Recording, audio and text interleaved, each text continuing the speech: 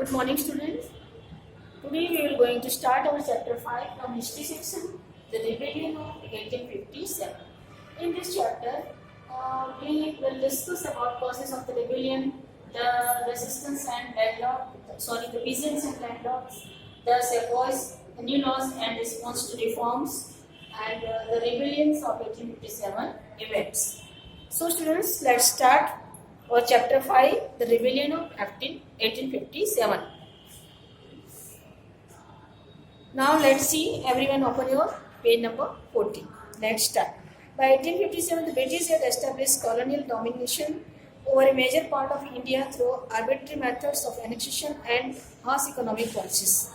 बहुत गलत तरीके के मेथड्स को यूज़ करके पूरे इंडिया में वो कॉलोनियल डोमिनेशन को इंडिया के मेजर पार्ट पे वो एस्टेब्लिश करना चाहते थे, कर चुके थे. annexation and harsh economic policies. The kings, queens, peasants, landlords, tribals and soldiers were all affected in different ways. तो गलत तरीके से जो मेथड्स जो यूज़ करके वो एनेक्सेशन इंडिया में अपना एनेक्सेशन करना चाहते थे, मतलब इंडिया में अपना पावर को बढ़ाना चाहते थे. इसका इफेक्ट किसी न किसी रूप में इंडिया के kings, queens, peasants, landlords, tribals and soldiers, every persons was affected in different ways.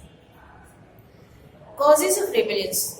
Causes of rebellions. Rebellions का वजह क्या बनी, उसका कारण क्या हुआ, उसका causes क्या है.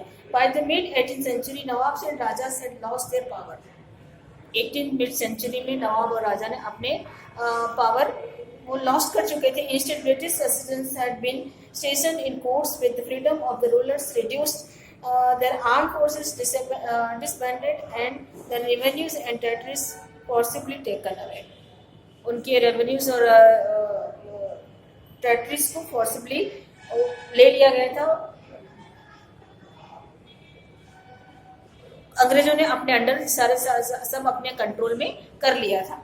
Many rulers tried to negotiate with the company to protect their interests. Rani Lakshmibai of Jhansi wanted the company to recognize her adopted son as the heir to the kingdom, and Nana Sahib, the adopted son of Peshwa Bajirao II, pleaded that he be given his father's pension when the latter died. However, all these pleas were turned down by the company. सारी जो चीज़ों के लिए उन्होंने agree हुए थे वो सारी अपने वचनों से वो लोग मुकर गए, वहाँ से वो लोग turn down by the company, मतलब कंपनी उन सारी चीज़ों से पलट गई. The company then annexed Awadh, फिर उन्होंने अवध पे कब्जा किया. वो कैसे किया देखिए.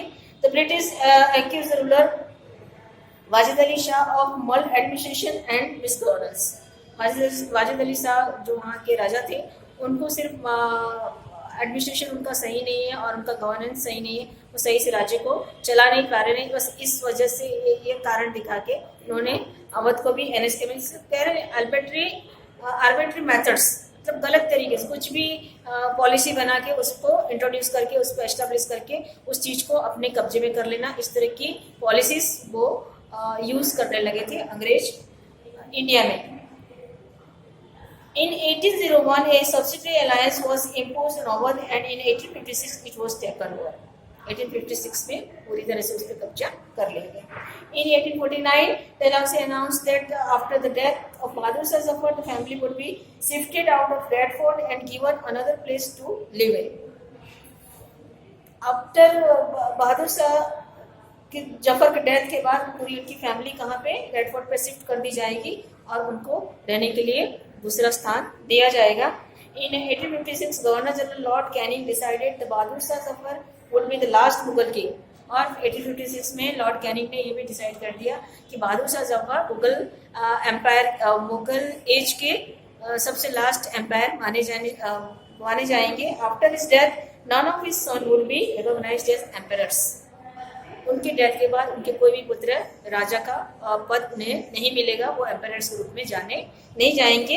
They would be only called princess, वो सिर्फ राजकुमारी रहेंगे, वो कभी राजा वो फिर राजा के नाम से जाने नहीं जाएंगे. The peasants and landlords, many chiefs and landlords rebelled as the British land revenue forces stopped them through their power and privileges. Revenue policies की वजह से बहुत सारे जो वहाँ के मुखिया थे और लैंडलॉर्ड्स थे वो उनके खिलाफ होने लगे, रेबल क्रिएट होने लगा.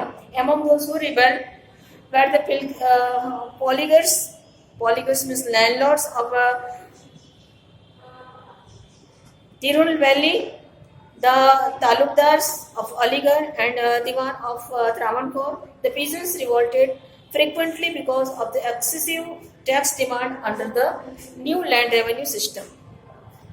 न्यू लैंड रेवेन्यू सिस्टम में इतना अधिक टैक्स डिमांड उनका था, इतना एक्सेसिव था कि उसके खिलाफ फिर आवाज़ उठनी स्टार्ट हुई और उसके खिलाफ विद्रोह शुरू हुआ. Over crowding of land because of ruination of handicrafts, exploitation by moneylenders and rural poverty also forced people to revolt. सारी चीज़ों ने उसको विद्रोह करने के लिए उकसाया, जो इनकी पॉलिसीज थी अंग्रेजों की उसके खिलाफ.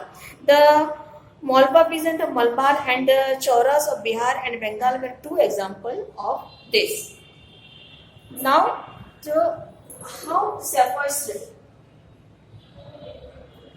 Sepoys में विद्रोह रिबल कैसे क्रिएट हुआ, कैसे वो उसमें सिपाही उसके खिलाफ कैसे गए. Now we will discuss in this topic. The Indian Sepoys were discontent regarding their pay. सबसे पहले तो वो लोग अपने सैलरी से नाखुश थे. Allowance and condition of service, salary से उनको जो अलाउंस दिया जाता था और उनकी जो सर्विस की कंडीशन थी, किस तरह से उनसे सर्विस ली जाती थी, इन सारी चीज़ों से वो पहले से ही नाखुश थे. More over the new rules violated the religious sensibilities and beliefs. और इसमें जो और बढ़ावा किससे हुआ कि जो न्यू रूल आया वो उनकी रिलीजियस सेंसिबिलिटीज को और बिलीफ्स को वो हर्ट कर रहा था. कैसे? दे resented British regulations banning beards and the use of caste marks and the replacements of turbans with leather caps. जो उनके जो ट्रेडिशनल जो कैप्स वगैरह जो इंडियन सेपॉइज पहनते थे, उनकी जगह वहाँ पे लेदर कैप्स पहनने के लिए उनके लिए नया रूल बनाया गया. The sepoys also resented having to travel beyond India's frontiers in violation of social taboos. To fight wars for the British, the sepoys mutinied in 1806 at Vellore, at Barakpur in 1824 and in 1844 on the question of salaries. तो इन टुकड़े मतलब कुछ समय पे उसमें भी विद्रोह rebel start होता चला गया. The mutinies were put down with some force, but disaffection was so widespread that British anticipated a major revolt from them soon. तो इस तरह से सेपोई में धीरे धीरे जो नए नए कानून बनते गए और उनकी जो सैलरी थी, उनके अलाउंस थे, उनके जो टाइप ऑफ सर्विसिंग थी, उनसे जो काम लिया जाता था, उन सब के खिलाफ उनकी धीरे धीरे कुछ सालों में ऐसे विद्रोह उनके खिलाफ बढ़ता चला गया. Now new laws and response to reforms.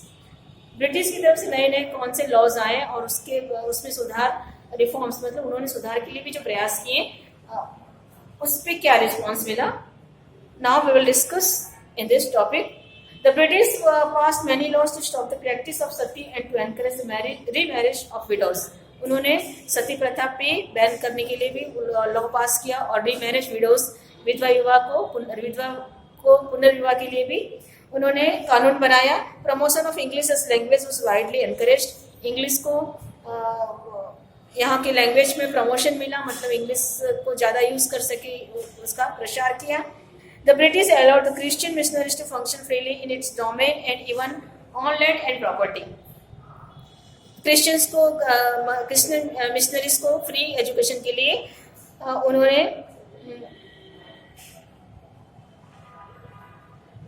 Domain किया. एंड 1850 में a new law was passed to make conversion to Christianity easier. और 1850 में उनको क्रिश्चियनिटी में कन्वर्ट होने के लिए और भी सारे ऐसे लॉज बनाए कि जिससे क्रिश्चियन बनने में इजी, क्रिश्चियनिटी को एक्सेप्ट करने में और इजी प्रोसेस हो. This law allowed an Indian Christian to inherit the property of his ancestors. Many Indians felt that the British were destroying their religion, social customs and traditional way of life.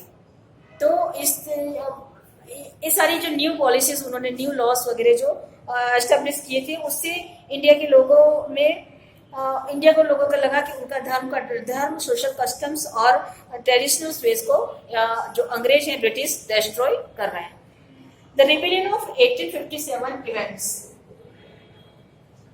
In May 1857, after 100 years of conquest and administration, the East India Company faced a massive rebellion that threatened began in town of Meerut, and a large number of people from different sections of society rose in rebellion. विद्रोह में बहुत सारे समाज के और भी सारे लोग उसमें शामिल होते चले गए. The rebellion is also known as the India's first war of independence.